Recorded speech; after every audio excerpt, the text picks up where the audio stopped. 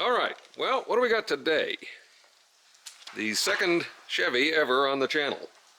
The 2000, GMC Yukon. About, what, 248,000 miles on it or something like that. It's not in bad shape. Runs good. It's got a little misfire going on and maybe some transmission slippage, but I don't know when the last time that might have been serviced, so it could be the same as the Ford. But the first thing we got to do is, I don't have any power to the OBD2 port, and that's supposed to be this pin 16 here right in the bottom right corner. Focus you, there it is. Should have 12 volts all the time. So I'm going to check that quick just to confirm that that's not there, and then we're going to look because I think I know where the fuse is that runs that. So back in a second. Okay, so we're going to see if we can find a ground somewhere. Usually that frame is a ground. Cold. There, come on. Stay where I put you. Yeah, we do not have anything.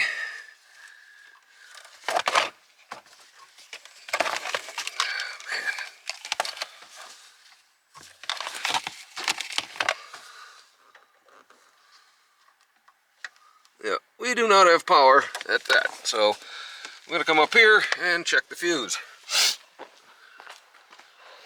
Which, from what I've kind of figured out online, should be this 15 amp darker blue one right about there. So we're going to do a quick continuity check on that. See what we can come up with. Suppose we can go to ground, see if we got power on one side of it. All right, we got power on one side of it.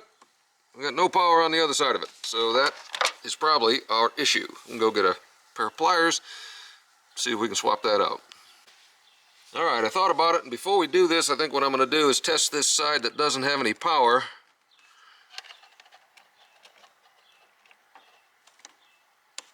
Continuity to ground.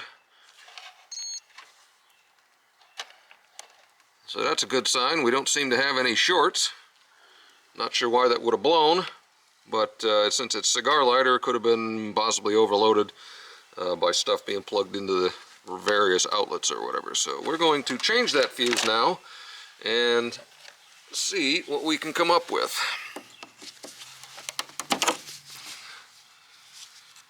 Yep, that is a blown fuse.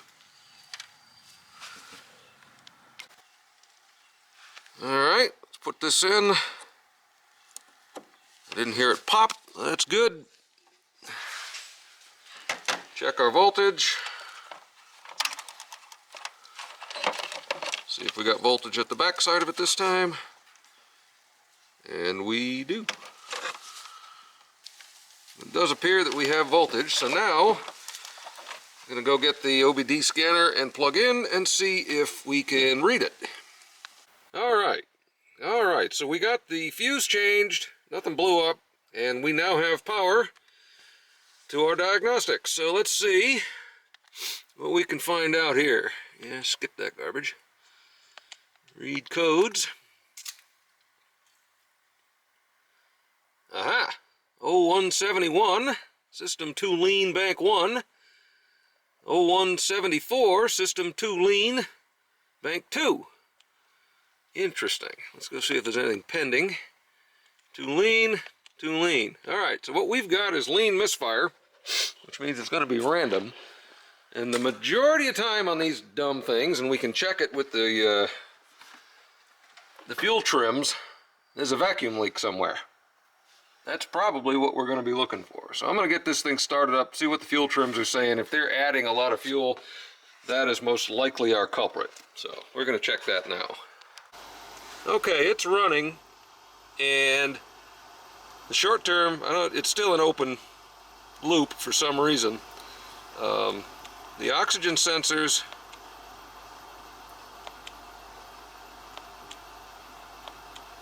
seem to be functional. They're flip-flopping, 0.7 and 0.2. Yeah, they're moving around like I would expect. So I don't think the oxygen sensors are immediately our cause, but looking at the short-term fuel trim immediately, it popped up and we're adding like 35% fuel in the short-term trim. So, on both sides, almost identically. So I'm thinking we have a really bad vacuum leak, which I don't hear, or potentially we've got a mass air sensor that is not reading properly.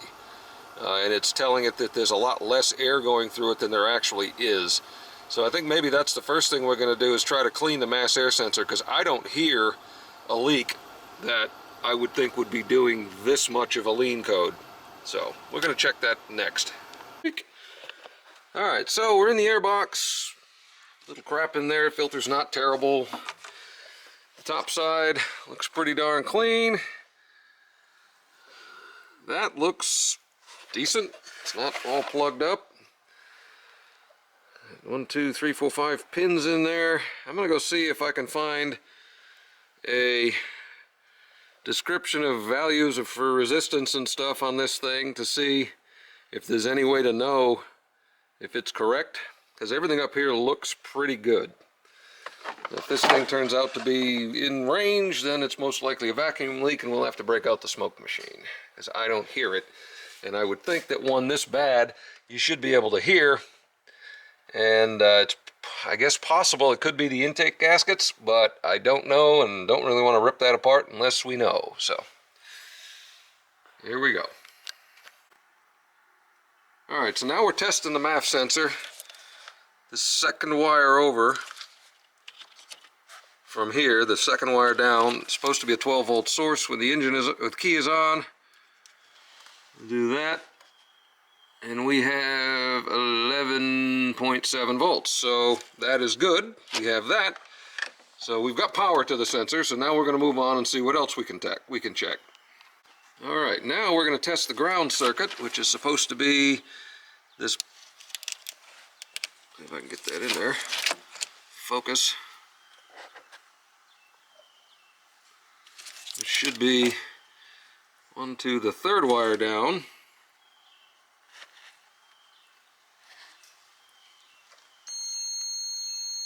Yep, we have a ground, so that's good. And see what we're going to check next. Okay, check this out. I have screwed up, and we started the car with the mass airflow sensor unplugged. And it sounded like it was running a lot better. And now, the short-term fuel trims, instead of being plus 40, are minus 12. So now it's actually pulling fuel.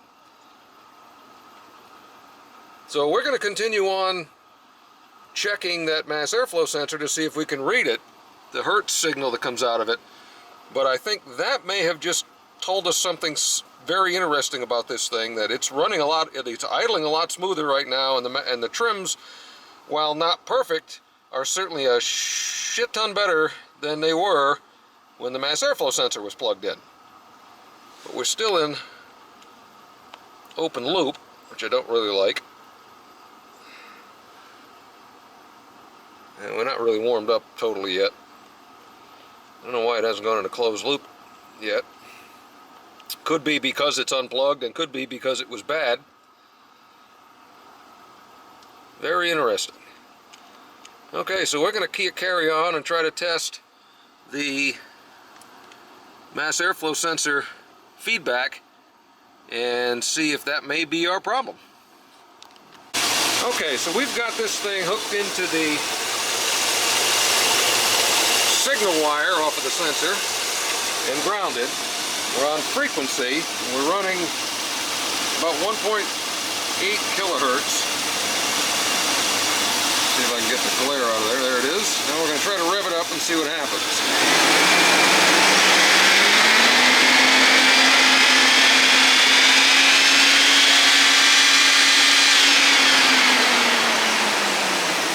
And that literally did nothing at all. So right now, I think we have a bad MAF sensor. But I've also noticed on the scan data that the engine coolant is only registering 140 degrees, though the dash gauge is saying 165, 170. So temperatures can screw up fueling as well, and not necessarily like this. Let's try this again, because it's still flopping all over the place.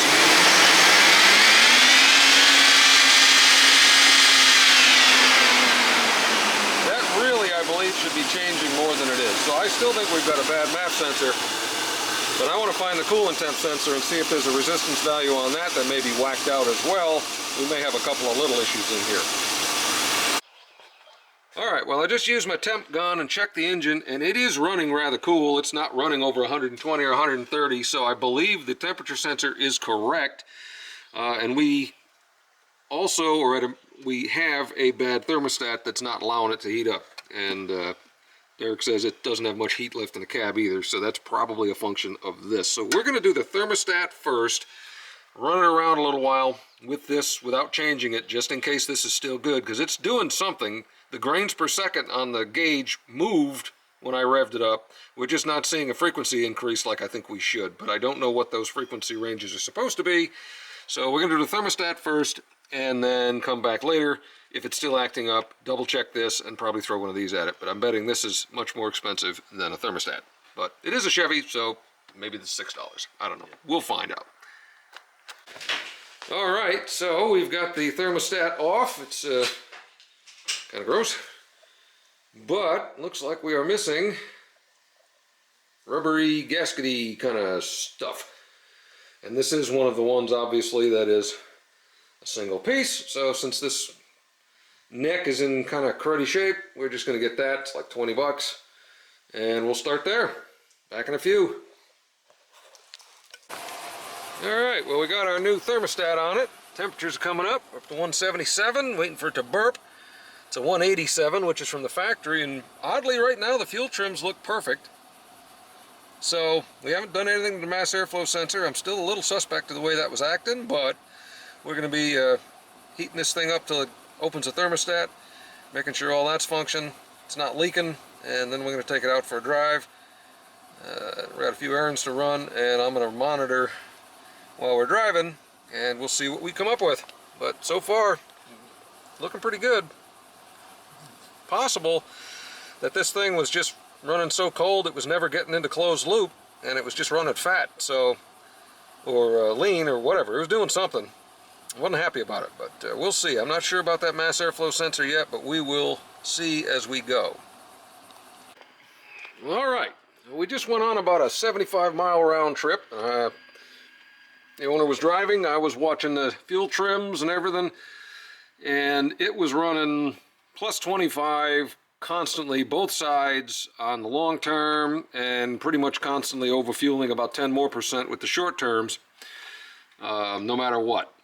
And just for grins, I unplugged the thing. Never threw a code, ever, when I unplugged it, but I unplugged it, and it didn't like that, but the fuel trims were almost perfect based on the whatever base map it uses when it doesn't see a signal from the mass airflow sensor. And so given that, and the fact that that frequency wasn't moving when we tested it, we did stop and pick up a new AutoZone Duralast Special and plugged it in a parking lot, because it's just three screws to get the clamps off, and pop it in there. Fired it up, and the trims are perfect. Long term, short term, all at 0 for our, the rest of the drive home. I'm actually seeing grains per second values upwards over 100 plus when we're accelerating, where I'd never seen it get over about 50 before. So that's kind of what I think was going on, is the frequency that it was at was only going up to a certain point, and then it was acting like there was very little air coming in. So the computer was, putting very little fuel in it based on the amount of air, which then, based on the actual amount of air going in, made it very lean, which caused it to have to overfuel based on the oxygen sensors, which is why it was running those real fat fuel codes, fuel trims. So I'm going to, just for grins, plug back into this thing and get a good reading of what those frequencies do with something that appears to be functioning correctly. So that's what we're going to do now. Alright, so now we can see the trims.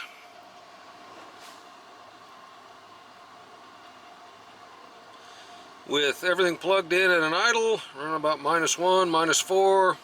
Everything's pretty good. And cooling temperature, it's cooled down a little bit because it's been sitting for a few minutes. But we're going to go plug into the sensor and see if we can see what the frequency response is, I guess, supposed to be. Alright, it's showing about 2.6 kilohertz.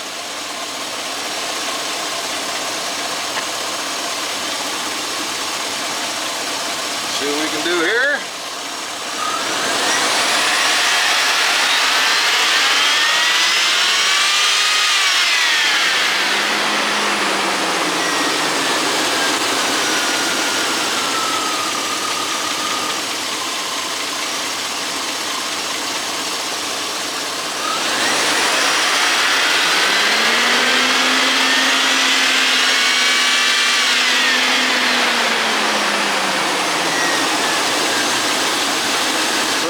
Sweep from about 2.6 to 5, and it's pretty consistent.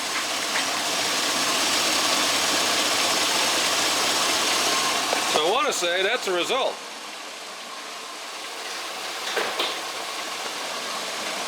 So it's certainly acting much differently than the old one did. I did see some movement on the air that it's registering in the computer that I hadn't before. Our temperatures are good based on the new thermostat and housing. We are not leaking, so I think we are good to go. Now we may have a little bit more work on this thing coming up, because it's got a few other little small issues going on, but nothing major. And I'm sure I will put those together when we get there. But anyway, so there you go. No codes whatsoever, but if you're looking at lean codes that are very consistent on both banks, may not be a vacuum leak. So it could be the MAF sensor. Now I don't recommend the park cannons because that's about $100. But if you can test this frequency here off this yellow pin, you need power, ground, and then frequency. If that frequency doesn't move as you accelerate or rev the engine up, your MAF sensor is suspect. Now get everything else right and go from there. So anyway, hope you're all having a good day. Hope you enjoyed this video. And I guess I will talk to y'all later. Take care.